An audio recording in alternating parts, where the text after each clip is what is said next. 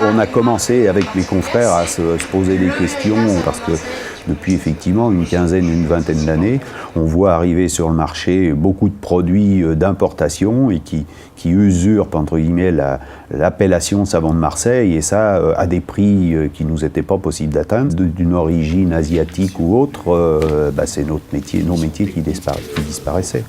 Ce que je vais faire, je vais le retasser un peu. Le savon de Marseille, ça n'a jamais été protégé.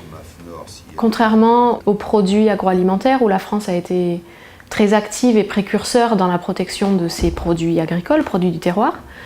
Mais paradoxalement, les produits manufacturés, qui étaient, où il y avait un vrai savoir-faire ancré dans une région, que ce soit la porcelaine de Limoges, les couteaux Layol ou encore le savon de Marseille, ça n'a jamais été protégé. Notamment dans le collectif IG. L'Union des professionnels du savon de Marseille, c'est 4 membres fondateurs. La savonnerie du Fer à Cheval, la savonnerie du Midi, la savonnerie Le Sérail à Marseille et la savonnerie Marius Fabre à Savon de Provence. Le but de l'Union des professionnels du savon de Marseille, c'est vraiment de défendre, de sauvegarder, mais surtout de promouvoir et de faire connaître le véritable savon de Marseille auprès du grand public. Certains ont éliminé tout ce qui est découpage coulage en mise, découpage en bloc, tout ça, qui passent dans des atomiseurs pour aller plus vite, pour sécher le savon. Mais on fabrique au moins tous le savon dans des chaudrons. Et tous les gens qui font partie de l'UPSM reconnaissent que le savon de Marseille doit être fait comme ça. Il y a un intérêt plus grand de travailler ensemble pour faire grandir la marque, pour que plus de gens connaissent le vrai savon de Marseille. Je crois qu'il y a beaucoup plus à gagner là-dessus. La charte, elle est articulée autour de 3 grands thèmes.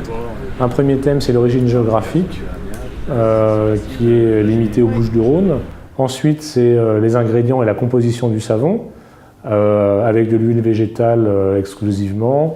Et ensuite, fabriqué au chaudron de manière classique à la Marseillaise.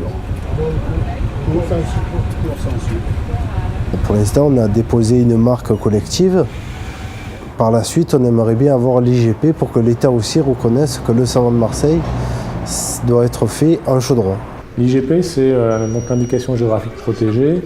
C'est un petit peu comme les AOC, sauf que là, l'IGP, c'est pour des produits non pas alimentaires, mais manufacturés, c'est-à-dire fabriqués sur des territoires précis en France. Le combat pour l'obtention de l'IG, il est vraiment collectif, c'est vraiment l'Union des professionnels du savon de Marseille qui le mène ensemble. C'est le dernier espoir qu'on a d'obtenir enfin un label, une reconnaissance d'État pour notre produit savon de Marseille, pour qu'il bénéficie enfin d'une protection. Ça a créé finalement une émulation entre nos 4 sociétés. Et voilà, ça a créé des liens entre industriels et avec un objectif commun. C'est pas courant que des concurrents arrivent à s'entendre pour pouvoir protéger le savon de Marseille. On a chacun dans nos entreprises des salariés qui travaillent depuis longtemps sur ces procédés, sur ce produit-là. Et c'est ce qu'on veut conserver, développer, poursuivre. Donc c'est ça qui nous rassemble. Moi je pense qu'une union comme ça, effectivement, c'est exceptionnel et c'est pour ça que ça vaut le coup de vivre cette aventure.